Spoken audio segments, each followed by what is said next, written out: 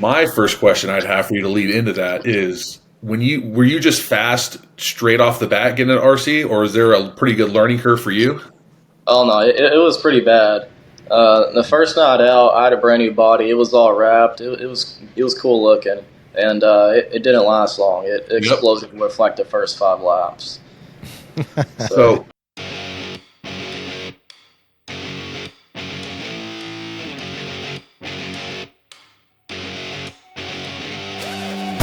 welcome to RC Underground Radio. Yes, I realize I look like an idiot with this mustache, and I'm okay with it. The ultimate podcast that covers everything RC. You don't need to cut anything either. You can just call this the raw, uncut episode. We can leave it at that. The raw. Yeah. Are you drinking dollar store soda again? Quit spending your money on RC stuff. You can buy some name brand soda. RC Underground Radio is your backstage pass to the RC industry, with insiders that are shaping the future of the hobby. The future of the hobby. When we bring this guest on, I guarantee people are going to go, "Are you kidding me?" He wrote a song. I did. We're going to have to end this soon, huh? Yeah, no shit. And we're going to have to edit this. So, here are your hosts, Dave Brinkman and Ryan Ratzloff.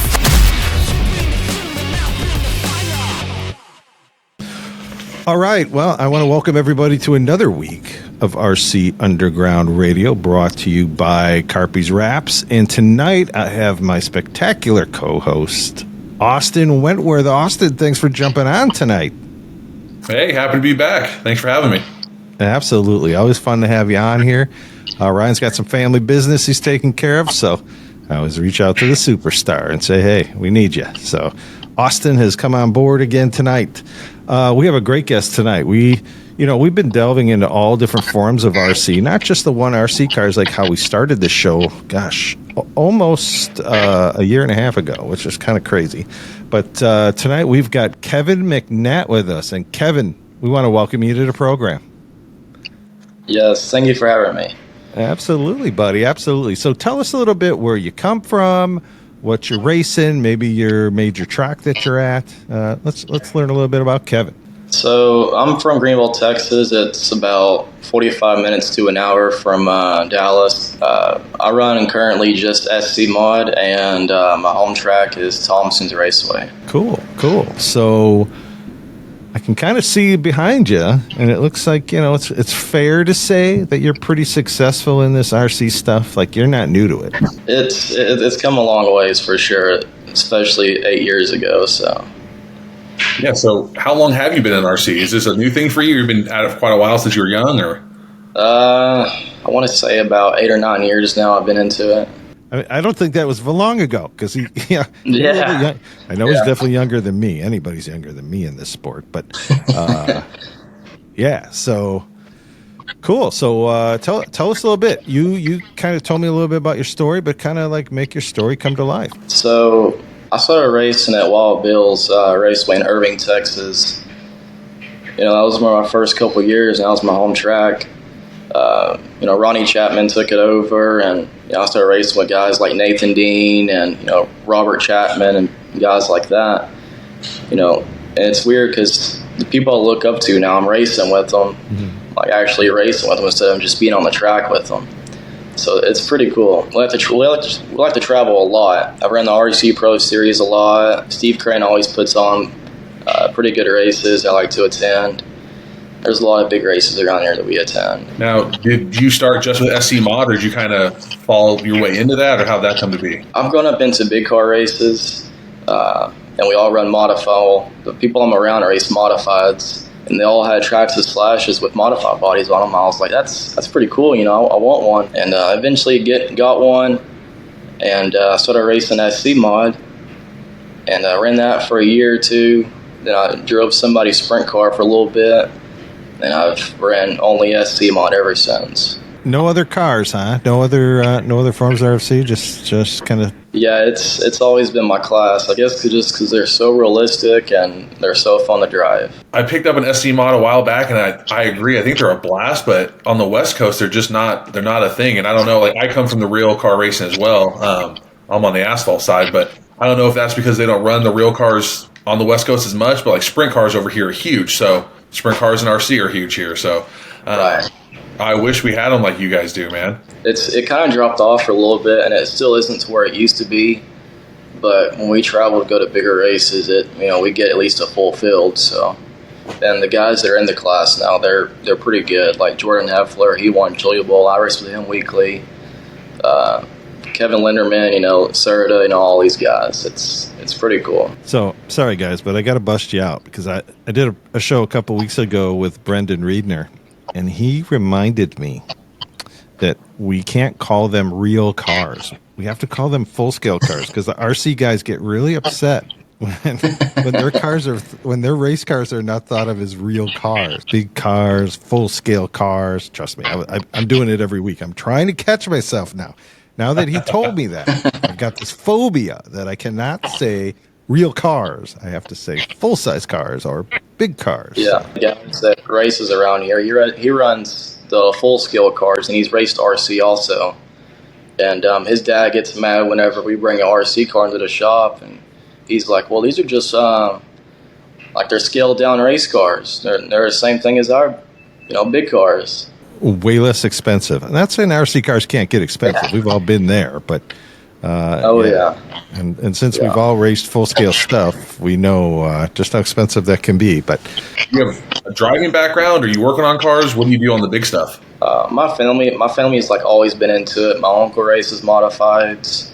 I actually help a kid that one of my best friends. I've helped him for years on his actual modified.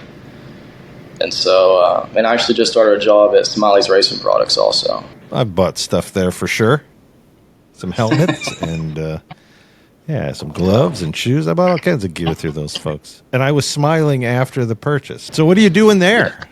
What are you doing at Smiley? I actually start Monday. Oh, cool. So Our newest sales rep to call. Yeah. yeah, I'm going to be messing with Hoosier Tires. All right. So that'll be my department. All right, so we're going to nickname you 30% off Kevin, if you know what I mean. Yeah. You mentioned that you do a bunch of big races. What are the biggest ones you've been to so far, and how have you fared there? Man, recently we went to the Chili Bowl. That was this past year. And took a brand new car. It was a brand new Prodigy, the 2024 car. And first time we laid it down, won every heat, and then started second in the feature and got third. Wow, actually, It wasn't bad. It's a lot better than last year for sure. Nice. now I see the GFRP shirt. Are you sponsored, or do you have any ties with them, or just love their product? Yeah, I've been with GFRP for about, I want to say 4 or 5 years now. That's all I run. So if you're going to be a custom works guy, I was going to have to cut the call short. And it's funny because one of my best friends, he's a team driver for Custom Works. You beat him? No, he runs he runs the buggy tire classes. Okay, all right, fair. I'm going to give you guys some time here about GFRP. I mean, I keep hearing them. I know you've talked about them, Austin. Now you're talking about Kevin. Give them some free airtime, man. Tell us what sets them apart. What makes them so great and would make drivers like yourselves so proud to race with them? It's really the whole team. If you look around, like all the team drivers, like they're no slouches. You got Shad Jones, Ryan Ralph, Drew Meyer. It's like guys that's been doing this for a long time, and they're like the best at what they do. Not saying any other company isn't good, but in my personal opinion, I think that GFRP has the best team, and they got the highest quality parts, so that makes the fastest race cars. This year, I fitted with them at Chili Bowl, and they're all helpful. It was pretty cool to be, next to me I got Grant Riles, in front of me I got, Ryan Ralph, and Dustin. He's a couple feet up. We're bull crapping back and forth all week. It's a fun time with those guys for sure. Yeah, and like to your point, having some of the best guys in the business. When I got into RC, I wanted to run a sprint car, so I looked around and Custom Works was mostly, around, but there's a GFRP, so I looked into them, and you can message Chad Jones, you can message Dustin, you can message Doug Gott. I mean, all these guys, and they will answer you like you're one of their friends. Yep. Here's my setup. Here's what I'm doing. If you need any help, call me from the track. Yep, Doug Gott, he's another awesome dude. We raced with him quite a bit. He's a really good dude. Doug runs a lot of high bike stuff, and that's what I run in California. Folks, are you looking to gain a 10th on the racetrack, or maybe get a few ladies like Taylor Swift in your pit stall? Well, I'm sorry to say that Carpies can't work miracles in those departments. But here's the good news. The folks at Carpies can definitely help you become the ultimate toy car nerd, just like me. How, you ask? Well, with their custom wraps and killer collection of official RC branded merch. So while they can't promise to shave a 10th off your lap time, they can save you 10% on your next order with promo code RCU10 upon checkout at carpies.com, CARPYS.com. Wrapping winners since 2013. Anyways, we're back in. See, this is one of those editing points we talked about. So you get to see how this whole thing works behind the scenes, let alone my backdrop. That's really not a garage. It's just a backdrop. So I fooled everybody though when I brought that out last week. It looks good. A bunch of people called me, texted me and said, "You're right, man. You fooled us. We thought you were in you redid your garage or something." Yeah, a lot cheaper than doing a garage. I'll tell you that. When I saw it, I was like, this guy's got an underground track in his basement, and he has this garage. I'm like, this guy's spoiled. Right. No, it's a $29 backdrop. There you go. It works. What's so funny to me is that doesn't it look like the lighting makes it brighter? And it's not real lighting. Yeah. It's just a drawing. It's so crazy. And everybody's like, come on, that can behind you has to be real. I'm like, no. Back to the GFRP stuff. The one thing I wanted to ask, and I don't know if you know this one, Dave, is the new Prodigy. That's the one with the rear adjustable arms, right? Yes. We've always had adjustable wheelbase, but it's always you got to undo 4 to 8 screws to get to it. Or now it's you get a 2 mil wrench and you're doing it on the track. Is that one of those things you actually use, or is it kind of more, very rarely you're using that adjustment? So that's actually one of the most common things I use from say loose dirt. I'll start with a short wheelbase and the grip comes up. You want to start moving that back, so it makes it super easy. See, right there. That's why you go GFRP. They think of that stuff. That is so trick. So talk some dirt setup here, boys. Let's help the crowd a little bit. Obviously both you guys are successful where you're at, and you don't have to give away 100%, but bring them 90%. Make some of these people better than they are today, just like some of these GFRP racers have done for you. Now I know you got GFRP products, but maybe there's just some general stuff that you can give your fellow racers around the country some ideas on. My first question I'd have for you to lead into that is, were you just fast straight off the bat getting an RC, or is there a pretty good learning curve for you? Oh no, it was pretty bad. The first night out, I had a brand new body. It was all wrapped. It was cool looking, and it didn't last long. It exploded with the first 5 laps. So I think that's how we all start off. I'm the same way. I had a mud boss. I did the same thing. What if you were getting into RC today and you told a kid that's going to the track, hey, do these couple things to be successful? What are you going to tell them to do? Because I know, personally, I always tell everybody, find the fast guy and go sit next to him and be nice to him. That's my number one rule right there. So the first thing I would say, this is something that a lot of people, they do wrong, is they put too big of motors in these cars. SC mod, it's very easy to overpower them. I started out with 3800 kV, Castle motor, and it was too much for me when I first started. And I've ran all the way up to a Hobby Wing 5100. I've learned it's too much wheel spin, so you don't need all that power. Training wheels. Yeah. So what would be a recommended motor in those cars then? And so I like to modify a 5 2-pole just because the 2 poles are easier to drive. Now, is there a rule that you have to run 2-pole versus a 4-pole in SC mod now? No, not yet. We're trying to get to where it's 2-pole only because I think the 4-poles, like the show transmissions, I personally haven't had any problems with it, but I can see it definitely happening. I think the 2-pole, it's a whole lot smoother, it's easier to drive, and it's a lot less wear on your equipment also. It makes for better racing. Yeah. So we always get one thing we're really proud of is we get a lot of people that reach out and say, "Hey, I knew nothing about RC, and I stumbled across your channel and I'm really learning a lot. And now I'm trying to decide what I should pick and get involved in." So, for those people that don't know what this conversation is, maybe explain the difference between what the 2-pole and the 4-pole is. So, like, what is it? I'm just learned that the 4-poles, they're a lot more punchy as soon as you get into the throttle. So the 2-poles, they help smooth it out. It just makes the car a whole lot easier to drive. Yeah, 2-pole is a little bit more 10th scale friendly motor. You're not going to see many 4-poles. Like, you're not going to see a 4-pole in a sprint car or anything like that. So usually that's more like your drag racing scene is where you're going to see the 4-poles. Yeah. I've ran a 51. I've ran a 43. 3800. They're all smooth, but man, the 4-pole is just way too much. Yeah, much more torque on 4-pole too. If I'm right, I think that's how it works too. Yeah, I think that's what you were saying is the 2-pole. Yeah, hit a little smoother ride, correct? Smoother coming off the corner. You talked about. So you went to Chili Bowl.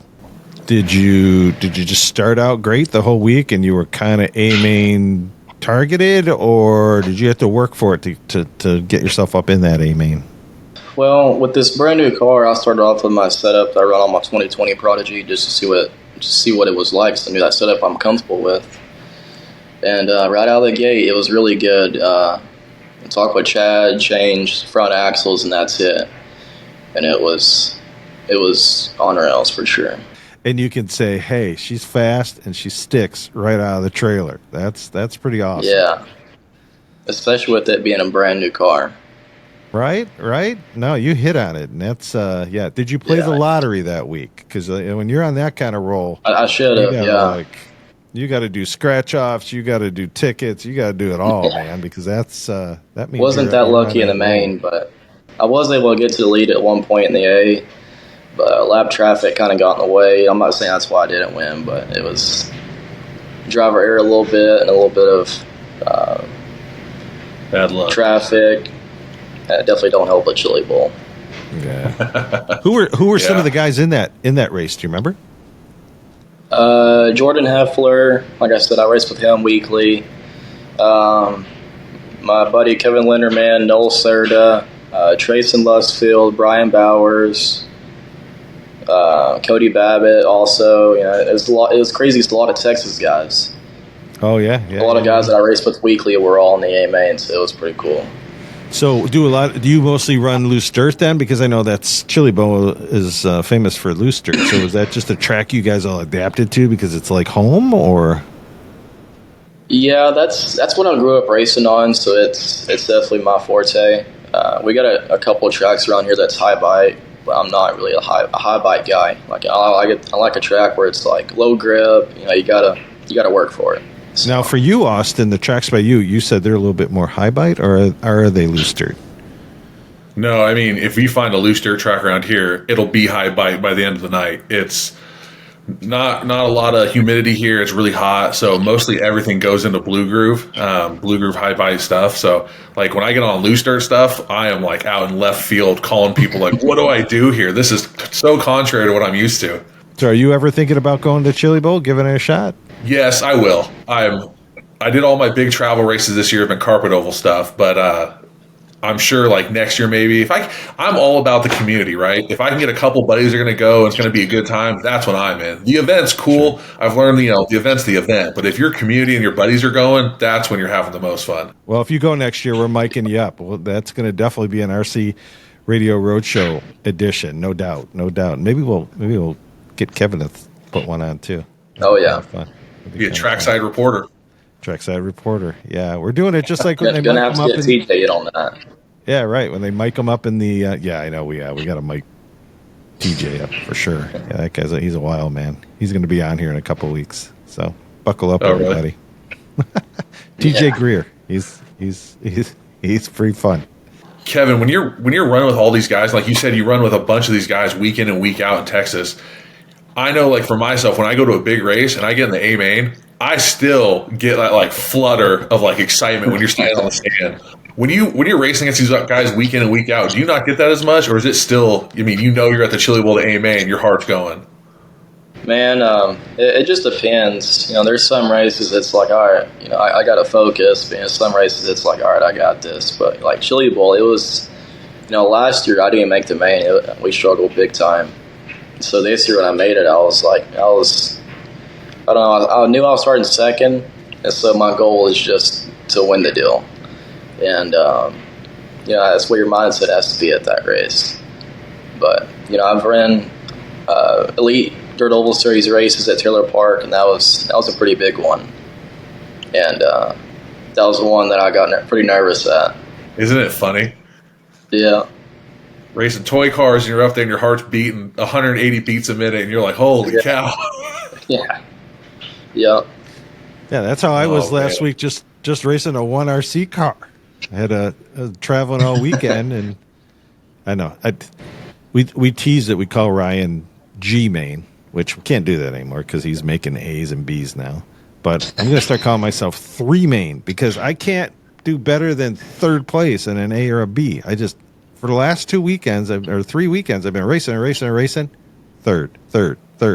Every race I finished, I was either third and didn't transfer from the B to the A, or I made it to the A, and I finished third. So, yeah, I just got to change my car number to 3, I guess. So if somebody was going to look you up or look up your wrap company, where are they looking? Mainly just me on Facebook. That's mainly what I go through. People will shoot me a message through my messenger, and just take care of it through my personal Facebook. What's your wrap company called? I've got a kind of a name for it. It's just Design 88. You did Chili Bowl. Do you have anything else? Like, I'm looking at my calendar for the rest of the year, and I'm already trying to plan all these races in. Do you have any other big races you're planning on going to for the end of the year? Maybe like 18 or so races left. I've ran 3, I think, this year. Yeah, 3 times. You went and checked your trophies. Yeah. I couldn't remember if I raced twice or 3 times this year. But he knows he gets a trophy every time, so that's how he keeps track. No, he doesn't use a calendar like we have to, or our phones. He just looks back and goes, yeah, that's how many I raced. Now, this week I'm going to Taylor Park in Yukon, Oklahoma for their spring nationals. So, and then go back in 2 weeks for the WFO race, which a lot of the Custom Works guys and Dustin and the other GFRP guys will be at also. You're traveling for races then. Yeah, and it's funny because that track, they have I think 5 or 6 big races this year. And I actually host a race. It's called the SC Mod Shootout. And we're having it there this year. So I'm pretty excited for that. Oh, nice. So you said you host it? So you're the promoter of that race? All right. Well, see, here's a whole other world we got to go. Buckle up, everybody. Go get your popcorn and your drink because, we got a whole new segment here to talk about. Talk about that. I'm a promoter, so tell me about your promoter side. So we started putting this race on, I want to say 4 years ago, just to help the SC class grow. Every year we want to make it a couple hundred to win, with trophies and stuff. So the goal this year is to make it 500 to win with trophies for the top 5, and the whole A main gets paid. And so every year we get at least 100 entries. Plus. So it's a pretty fun event.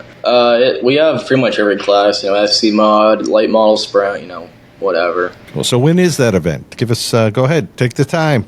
Let people know. So June 14th, it's on a Friday. We're having a practice night that night at Taylor Park. Then June 15th is the day for it, the next day. Awesome.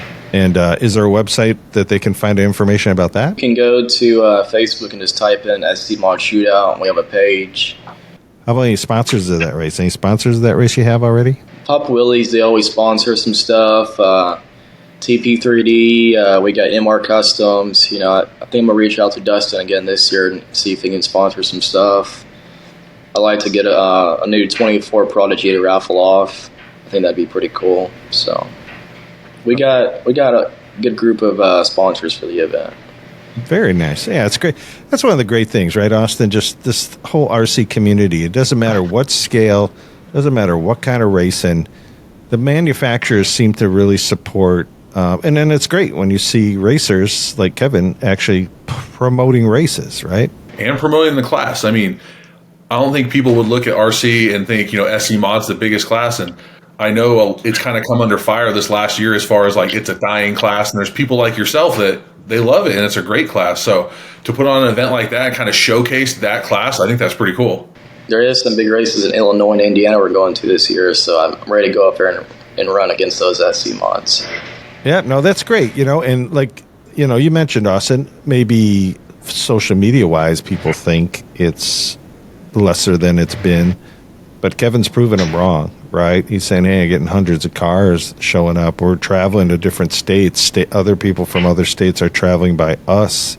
So, if we could be a helpful platform for that, Kevin, just keep us, keep RC Underground Radio updated on what's going on with that. We'll gladly continue to talk about that event and other events that come up. We never want to see a class, die off for it's really not dying off. It's just not getting enough airplay. The classes around here, they're the big classes like SC Mod, Midwest Mod and Sprint. They're kind of dying off around here, but it's because I think we have a lot of tracks as classes right now around here, so it's kind of ruining the racing around here.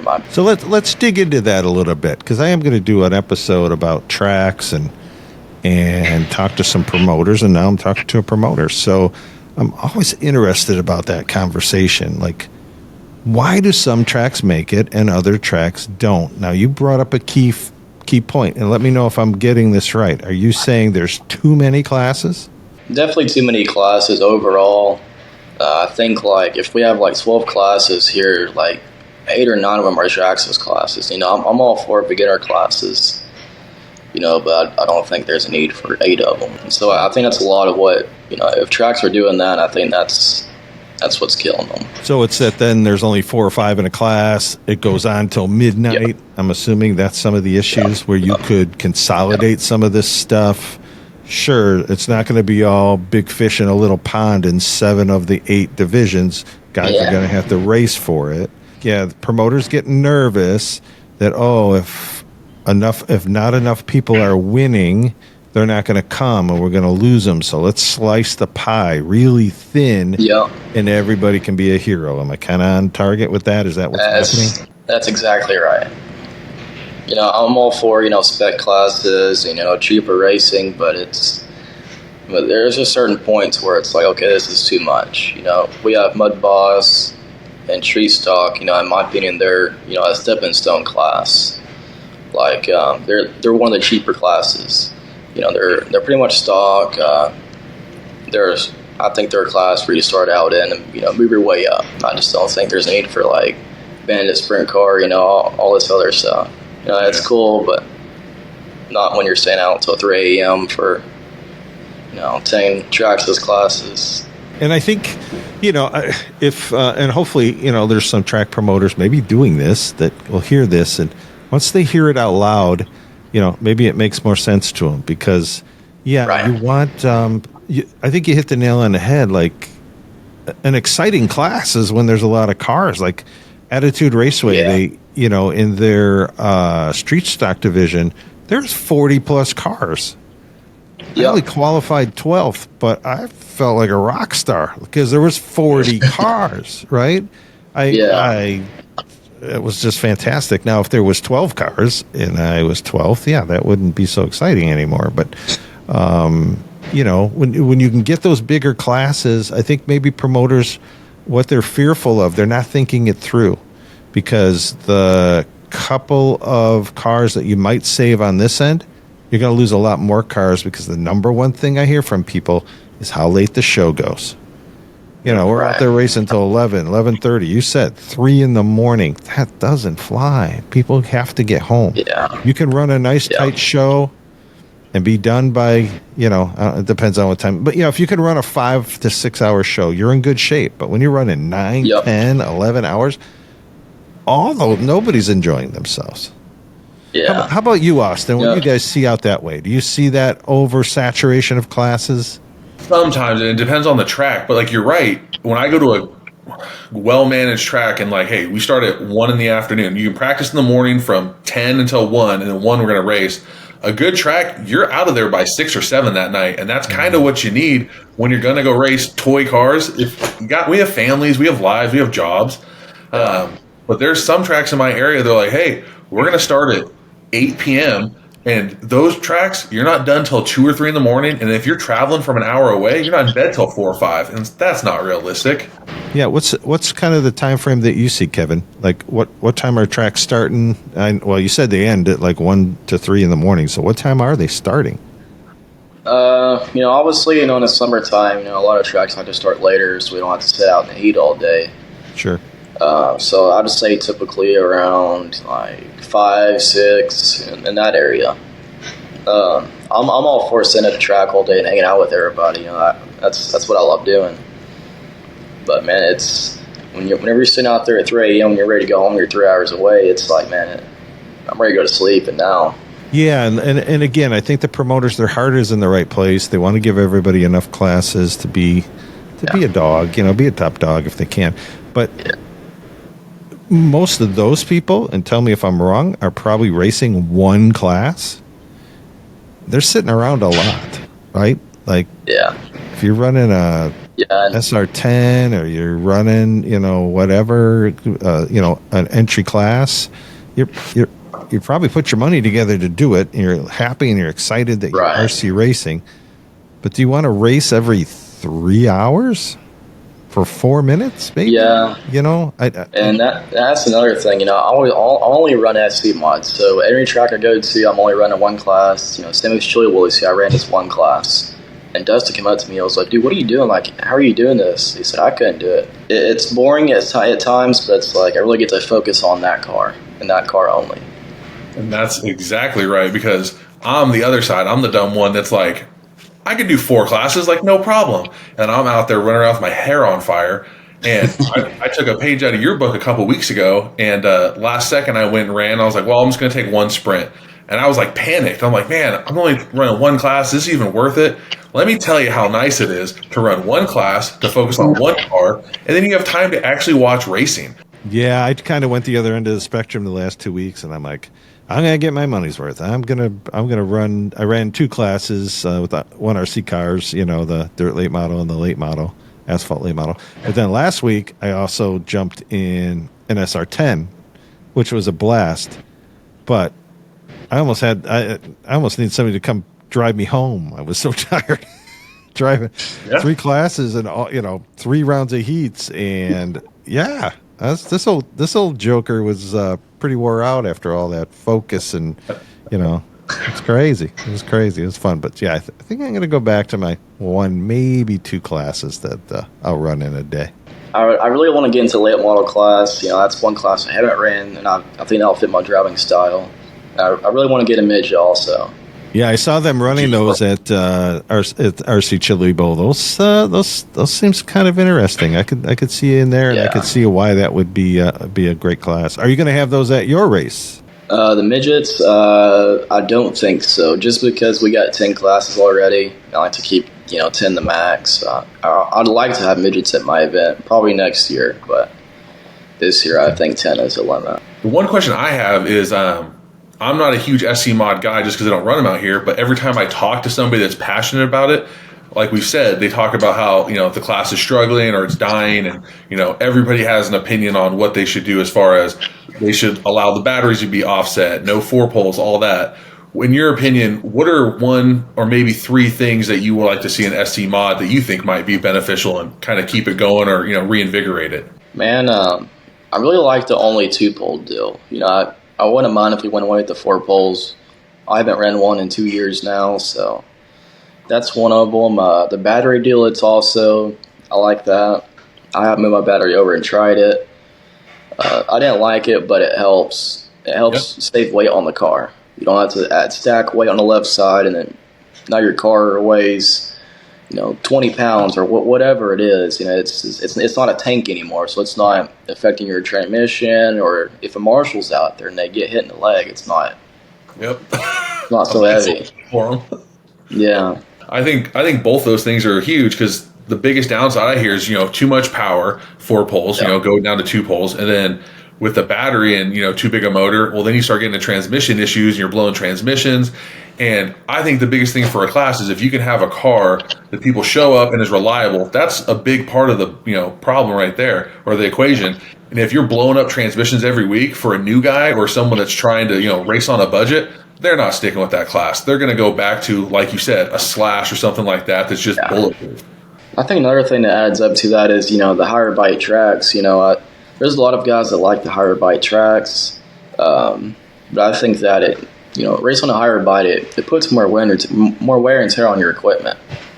I think that running loose dirt, you'll chew some spur gears, but I think that's about it. Well, I have to say, Kevin, not only are you a great racer, but it sounds like you're going to be a great promoter too, and that's as important to this hobby as anything. We all have to participate, but we need organizers too, and to see a young person like yourself interested in doing that, you can tell your passion for the hobby, just from what we've talked about. So you're not about just going out there and winning races. You're out there making sure that the hobby continues to grow, and that's super impressive. So we want to thank you so much for coming on the show tonight. I hope you enjoyed it. I hope we got your message out.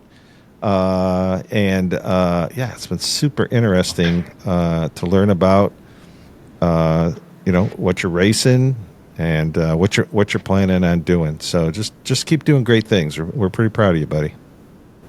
Yes, sir. Thank you for having me on. If y'all come to Chili Bowl this year, it'd be nice to sit down and even bring TJ on. We can all sit down and have a little party in the pits. Do a roundtable podcast.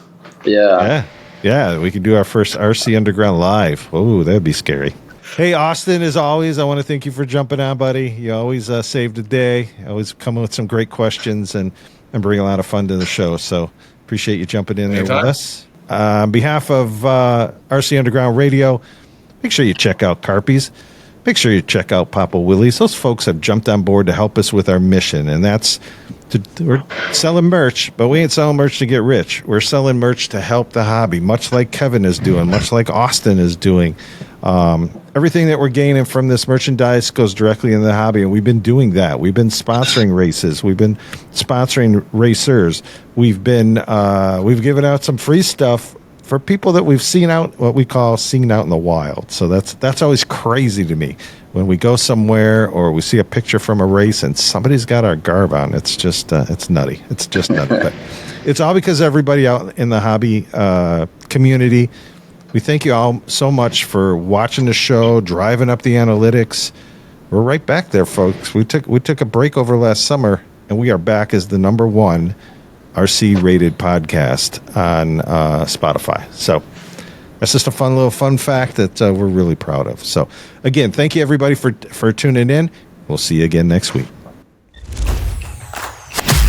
Thank you for listening to the RC Underground Radio Podcast. Be sure to like, subscribe, and tell your fellow racers about the show. Tune in again next week for more RC content.